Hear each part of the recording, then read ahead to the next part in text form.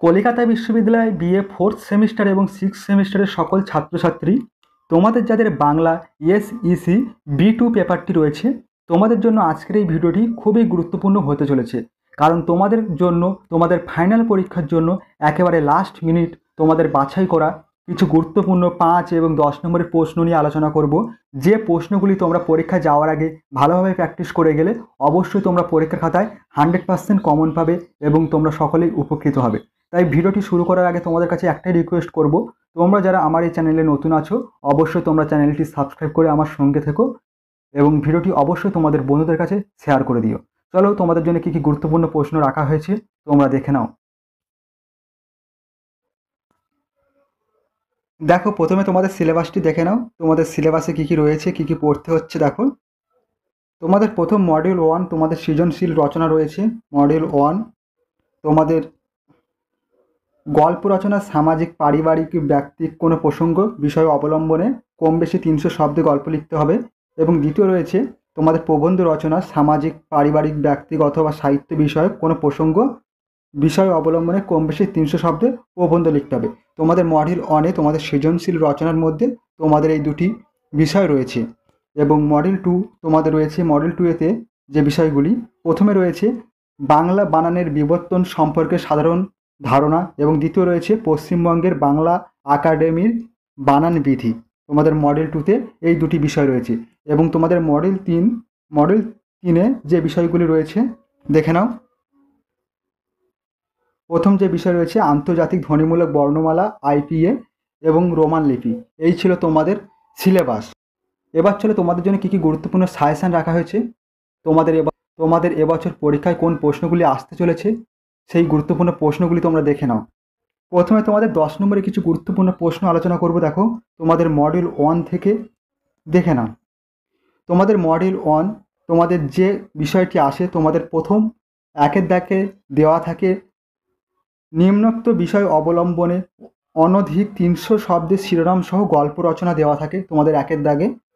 যেমন উদাহরণ রেখেছি দেখো, 10 মিলি করি কাজ এবং আরেকটি উদাহরণ রাখা হয়েছে অতি চালাকের গোলায় দড়ি। এবং তোমাদের অথবা দিয়ে তোমাদের প্রবন্ধ রচনা করতে দেওয়া থাকে। 300 শব্দের একটি প্রবন্ধ রচনা করতে দেওয়া থাকে। যেমন উদাহরণ রয়েছে অতিমারি ও অনলাইন শিক্ষা ব্যবস্থা এবং বিশ্ব উষ্ণায়নের প্রভাব। তোমাদের এইরকম কয়েকটি লাইন তুলে তোমাদের বলবে প্রবন্ধ রচনা করো এবং এরকম কয়েকটি লাইন তুলে তোমাদের বলবে গল্প রচনা করো। তোমাদের গল্প এবং প্রবন্ধ রচনা তোমাদের কমন আসে না, তার জন্য তোমাদের পড়তে হবে। দেখো, মডেল 2-তে তোমাদের যে বিষয়গুলি পড়তে হবে, মডেল 2-তে প্রথম প্রশ্ন রাখা হয়েছে বানানের বিবর্তন বলতে কী বোঝো। বাংলা বানানের বিবর্তনের ধারা সম্পর্কে সংক্ষেপে আলোচনা করো। খুবই গুরুত্বপূর্ণ একটি প্রশ্ন। এবং তৃতীয় প্রশ্ন রাখা হচ্ছে দেখো, বাংলা বানানের বিবর্তনের ইতিহাসে ঈশ্বরচন্দ্র বিদ্যাসাগরের বর্ণ পরিচয় গ্রন্থের ভূমিকা পর্যালোচনা করো। মোস্ট ইম্পর্টেন্ট প্রশ্ন। এই দুটি প্রশ্ন ভেরি ইম্পর্টেন্ট প্রশ্ন, তোমাদের এবছর পরীক্ষায় আসতে চলেছে। খুবই যত্ন সহকারে পড়বে। এবং 4 দাগের প্রশ্ন রাখা হয়েছে পশ্চিমবঙ্গ বাংলা একাডেমি বাংলা তৎসম ও তদ্ভব শব্দের বানানের ক্ষেত্রে কী কী নিয়ম নির্দেশ করেছে তা আলোচনা করো। খুবই গুরুত্বপূর্ণ একটি প্রশ্ন। এবং 5 দাগে রাখা হয়েছে পশ্চিমবঙ্গের বাংলা একাডেমি প্রবর্তিত বাংলা বানানবিধির যে কোনো 5টি সূত্র সহ দৃষ্টান্ত আলোচনা করো। মোস্ট ইম্পর্টেন্ট প্রশ্ন। তোমাদের মডেল 2-তে এই 5টি প্রশ্ন রাখা হয়েছে।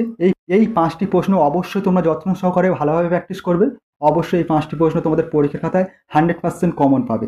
এবং মডেল 3-এ তোমাদের যে বিষয়গুলি পড়তে হবে, দেখো, মডেল 3-এ তোমাদের প্রথম প্রশ্ন রাখা হয়েছে রোমীয় বর্ণমালা কি, এই বর্ণমালার প্রয়োজনীয়তা আলোচনা করো।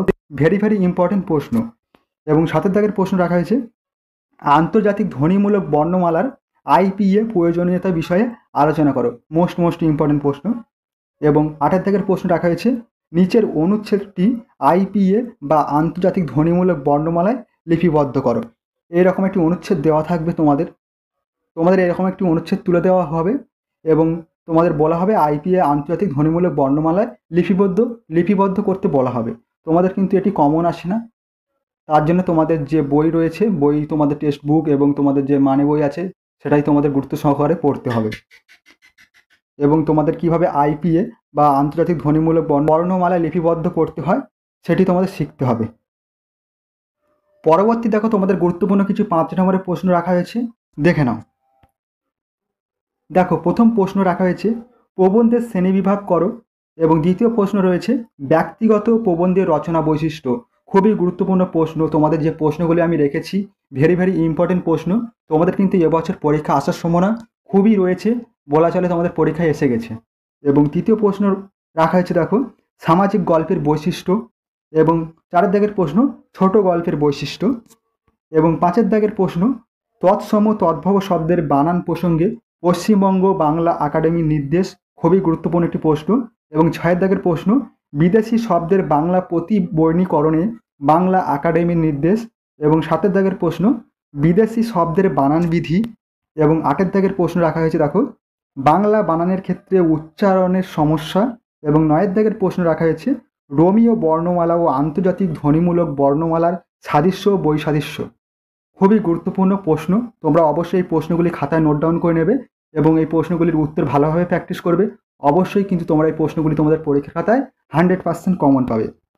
এবং 10 দাগের প্রশ্ন রাখা হয়েছে দেখো আন্তর্জাতিক ধ্বনিমূলক বর্ণমালার 2টি মূল নীতি বিশ্লেষণ করে বুঝিয়ে দাও। এবং 11 দাগের প্রশ্ন রাখা হয়েছে দন্তের ন ও মধ্যের ন এর ব্যবহার লেখো। মোস্ট ইম্পর্টেন্ট প্রশ্ন। পরবর্তী প্রশ্ন দেখো 12 দাগে রাখা হয়েছে নিচের বর্ণগুলির রোমীয় রূপ লেখো। তোমাদের এই রকম কয়েকটি বর্ণ তুলে দেওয়া হবে, তোমাদের এই বর্ণগুলির রোমীয় রূপ লিখতে বলা হবে। অবশ্যই তোমরা বর্ণগুলির রোমীয় রূপ ভালোভাবে প্র্যাকটিস করবে। অবশ্যই তোমরা এই প্রশ্নটি তোমাদের পরীক্ষার খাতায় 100% কমন পাবে। এবং যে বর্ণগুলি তুলে দেওয়া হয়েছে এই বর্ণগুলির রোমীয় রূপ ভালোভাবে প্র্যাকটিস করো। এবং 13 দাগের প্রশ্ন রাখা হয়েছে দেখো রোমীয় বর্ণমালার দীর্ঘস্বরের বর্ণীকরণ পদ্ধতি দৃষ্টান্ত সহ আলোচনা করো। মোস্ট ইম্পর্টেন্ট প্রশ্ন। এবং 14 দাগের প্রশ্ন রাখা হয়েছে দেখো আইপিএতে জ ফলাযুক্ত ধ্বনির লিপান্তর পদ্ধতি দৃষ্টান্ত সহ লেখো। এবং 15 দাগের প্রশ্ন রাখা হয়েছে বানানগুলির শুদ্ধ রূপটি চিহ্নিত করো। বানানগুলির শুদ্ধ রূপটি চিহ্নিত করো। তোমাদের এই প্রশ্নটি 15 দাগের যে প্রশ্নটি রয়েছে এটি তোমাদের 100% কমন আসে, এবং তোমরা এই উদাহরণগুলি শুদ্ধ রূপ ভালোভাবে প্র্যাকটিস করে যেও। পরবর্তী ভিডিওটিতে আমি তোমাদের এই বর্ণগুলি যেগুলি এখানে রয়েছে এই বর্ণগুলির শুদ্ধ রূপ নিয়ে আলোচনা করব, এবং তোমরা এই বর্ণরূপগুলি ভালোভাবে দেখে রাখবে এবং ভালোভাবে তোমরা যতটা পাচ্ছ এই বর্ণগুলির শুদ্ধ রূপ তোমরা প্র্যাকটিস করো। অবশ্যই তোমরা এই প্রশ্নটি তোমাদের পরীক্ষার খাতায় কমন পাবে। এই ছিল তোমাদের মোট 15টি প্রশ্ন তোমাদের 5 নম্বরের। অবশ্যই যত্ন সহকারে পড়ো। অবশ্যই তোমরা এই প্রশ্নগুলি তোমাদের পরীক্ষার খাতায় 100% কমন পাবে। এবং ভিডিওটি ভালো লাগলে অবশ্যই তোমরা তোমাদের বন্ধুদের কাছে শেয়ার করে দিও। এবং তোমরা যারা আমার এই চ্যানেলে নতুন আছো অবশ্যই তোমরা চ্যানেলটি সাবস্ক্রাইব করে আমার সঙ্গে থেকো এইরকম গুরুত্বপূর্ণ ভিডিও আরও পাওয়ার জন্য। এবং পরবর্তী ভিডিওতে আমি তোমাদের এই প্রশ্নগুলির উত্তর নিয়ে আলোচনা করব একের পর এক। অবশ্যই তোমরা আমার সঙ্গে থেকো। ভিডিওটি আজ এই পর্যন্ত। তোমরা সকলেই ভালো থেকো, ভালোভাবে পড়াশোনা করো। অবশ্যই তোমরা পরীক্ষায় ভালো রেজাল্ট করবে। অবশ্যই তোমরা এই প্রশ্নপত্রগুলি যেগুলি আলোচনা করা হলো আজকের এই ভিডিওটিতে অবশ্যই তোমরা পরীক্ষার খাতায় 100% কমন পাবে।